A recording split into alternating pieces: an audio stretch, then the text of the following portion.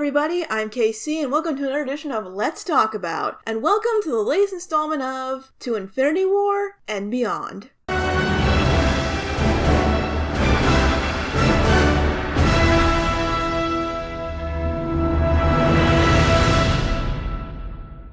Another one?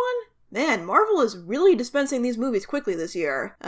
Sorry to those of you who wanted me to get back to DuckTales, but for now, it's time to head out on a different globe-trotting adventure in Spider-Man: Far From Home. As the world tries to adjust back to normal after the events caused by Thanos, Peter wants to take a breather from hero work on a school trip to Europe. But that vacation gets interrupted as S.H.I.E.L.D. recruits Peter to take on new mysterious enemies, and he has to face these threats while trying to figure out who he really wants to be. Okay, before we start, I want to say, I love this poster. After so many MCU posters of just having as many characters as humanly possible put into a giant cluster, this is simple and whimsical and funny, and I love it. In a way, this movie feels a lot like Ant-Man and the Wasp felt last year. After all the emotion and suspense and idiotic controversy of the last couple of movies, it's nice to just kick back with a story that, while certainly not lacking in emotional weight, especially since it's the first movie to have to deal with the events of Endgame, is a lot more upbeat and fun than what's come before this year. Oh, also spoilers. Definitely spoilers this time. I've got quite a bit to say about all of the things in this movie, so I'm not holding back. Although, given how long it took me to make this video, you guys have probably all seen the movie already. But let's ease in with what's on the surface. Far From Home definitely keeps the charm Homecoming had of looking at the events of this world from a more average perspective. Stuff like how students are being educated with the new age gaps, or families dealing with people who survived the snap living in their homes when they were revived. It's probably a way smoother transition than a world who suddenly had 4 billion people return from the abyss would realistically be, but I do appreciate that they take the time to address some of these issues and how people are trying to adjust back into their everyday lives, whether they were blipped out of existence as we're now calling it or not. As far as age gaps go, we don't have to worry. It looks like every high school character we care about was turned to dust, so all we have to concern ourselves with now are awkward teenage hormones and spy adventure shenanigans. Outside of Peter and MJ, I can't say I loved the teenage cast last time, but like Ant-Man and the Wasp, the supporting cast is much more well integrated and quite a few times even funnier. I'm not gonna say every joke lands, some land with an unimaginable thud, but there were quite a few laugh out loud moments in this one, especially with Ned and his sudden girlfriend. Everything with them was priceless. In terms of action, back when I reviewed Homecoming, I mentioned how it was nice to get Peter out of the Manhattan skyline for once and see him try to adapt to different environments during action scenes, particularly with the web slinging, and that carries over in this movie. The school trip across Europe already offers varied and beautiful locations, but the way they incorporate these different locations into choreographing the fight scenes is really stunning to me. From battling the obstacles of the canals in Venice, to swinging through architectural marvels and beautiful archways, to grappling to and taking advantage of the structure of the London Bridge. It creates unique scenarios that keeps the action fresh yet familiar. Speaking of the webhead, let's talk a bit about how Peter is doing. Even with this being the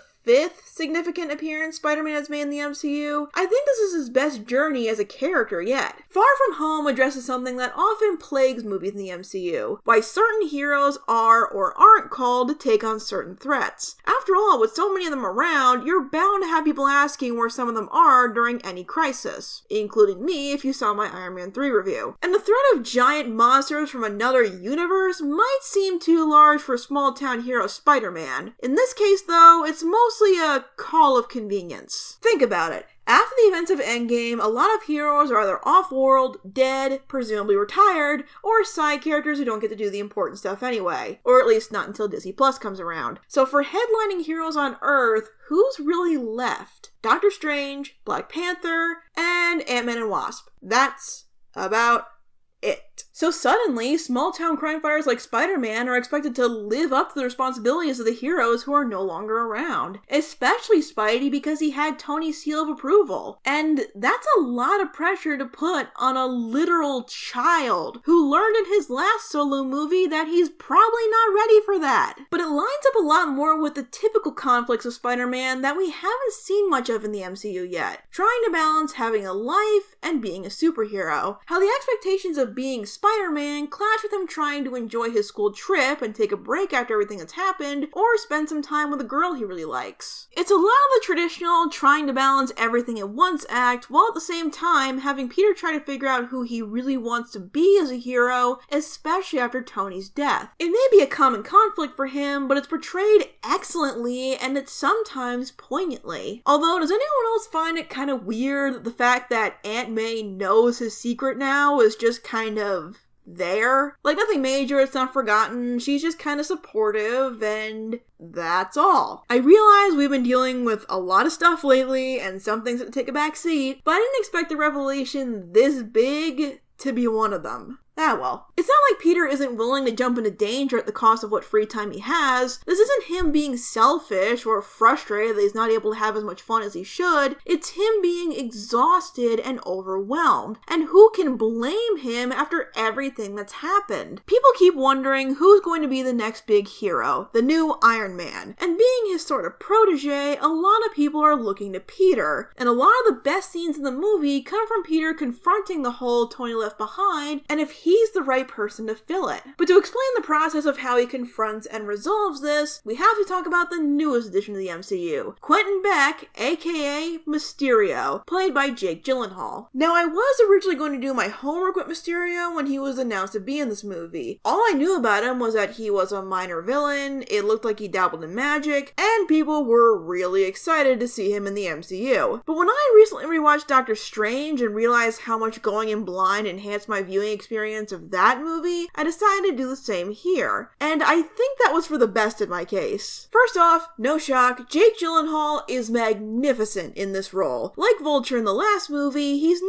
really putting on a larger-than-life personality, he's just cool and collective and excellent at portraying the twists and turns the movie asked him to. And he makes that costume look really cool, which I'm sure was very difficult. For the first half or so, Quentin is an ally, presumably from another universe, helping Peter and S.H.I.E.L.D. take down these giant elemental monsters. For a while, it looks like he's filling that void in this world we talked about, of someone powerful and just who can take on powerful foes. This connects to Peter feeling the weight of the loss of Iron Man. It's not that he doesn't want to fill that role, it's that he doesn't think he can. So he decides to trust the resources Tony left him to Quentin, someone who Peter believed had proven himself to be able to take on the mantle. And despite what the promotional material told me, this was where I was starting to get suspicious. And wouldn't you know it, the curtain is lifted right after this happens. Turns out Quentin is nothing more than a disgruntled Stark Industries employee with a legion of fellow former employees and drones equipped with hologram technology that would give Seto Kaiba an inferiority complex at his disposal. Leave it to Tony to make enemies with revenge-seeking geniuses even from beyond the grave. This is honestly where having no previous conceptions about Mysterio benefited the most. Later I found out that this is Mysterio's thing. Special effects, smoke and mirrors, being bitter by not getting the respect he deserves. It wasn't through Tony before this version, but I think the way they translated that to the current vibe of the MCU worked really well. There's a lot of uncertainty in this universe, both from the perspective of the world and even us, the audience. Quentin's cover story was way more believable than it would have been even a couple of years ago, although it does throw a lot of MCU multiverse theories out the window. For now, anyway. And the idea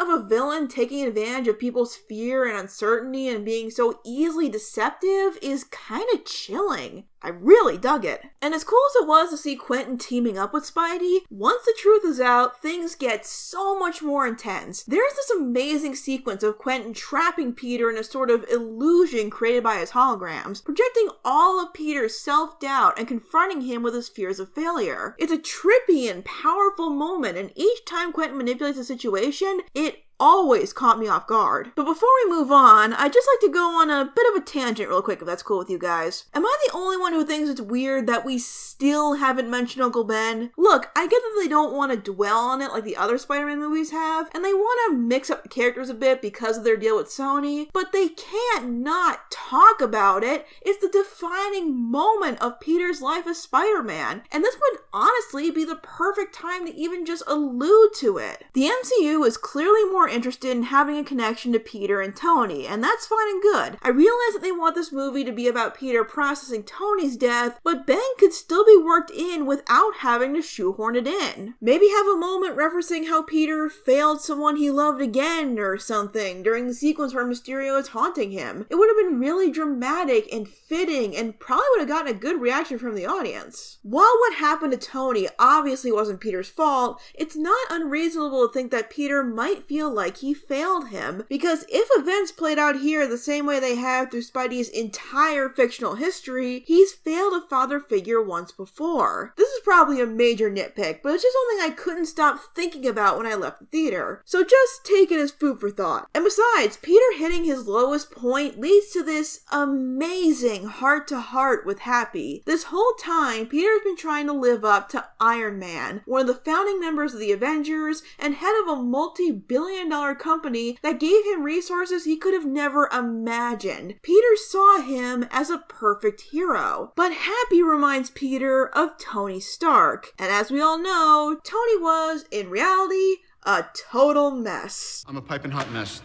Happy kind of put it perfectly when he said no one could live up to Tony. Not even Tony. Tony constantly doubted himself and his actions and believed in very little. But what he did believe in was Peter and his potential. Something he told Peter himself. I just wanted to be like you. And I wanted you to be better. Happy adds a much needed perspective that just because Peter messed up big time doesn't mean he isn't worthy of carrying on as Spider-Man, that he doesn't deserve it. What matters is owning those mistakes and stepping up to make things right, to do things better the next time and grow into your best self. That is maturity. It's a moment that will likely fundamentally shape Spidey's role in the MCU going forward. Also, can we talk about Peter building a new suit to AC/DC's Back in Black? Is it weird to say I got a little misty-eyed when that started? I miss Tony, okay? Believe me, I can go on and on about the deceptions of Quentin and all of Peter's antics and his character development and Tony's faith in him and his transformation as a hero. Even the end credit scenes this time, oh my god, those were the best credit scenes in a long time. I cannot wait to see where they go from here, but for now I think I'm just going to jump into the overall. So overall, well, I had a lot of fun with Spider-Man Homecoming, and Into the Spider-Verse has topped the list for me and many others in terms of the best Spider-Man movie. Spider-Man Far From Home is an excellent progression for Spidey in the MCU. It had possibly the toughest act to follow and did it with fun and dignity, showing that even after the major event that was Endgame and the conclusions that it brought, that there are still places to go in the MCU's future. And so far, it feels as promising as it always has. But it also works as a great Spider-Man movie, with some fun antics, a little romance,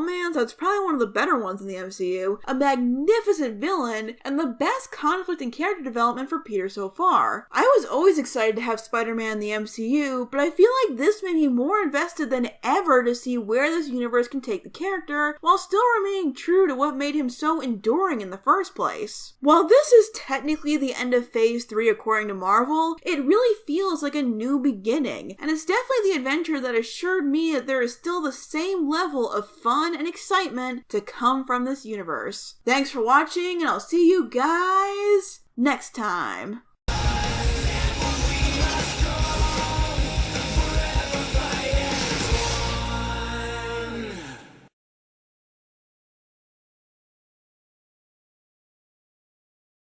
And every heart that bleeds will color your world red, and the sorrow in the night will be the blue you cannot share, and the gift you have before you will give you new eyes to see.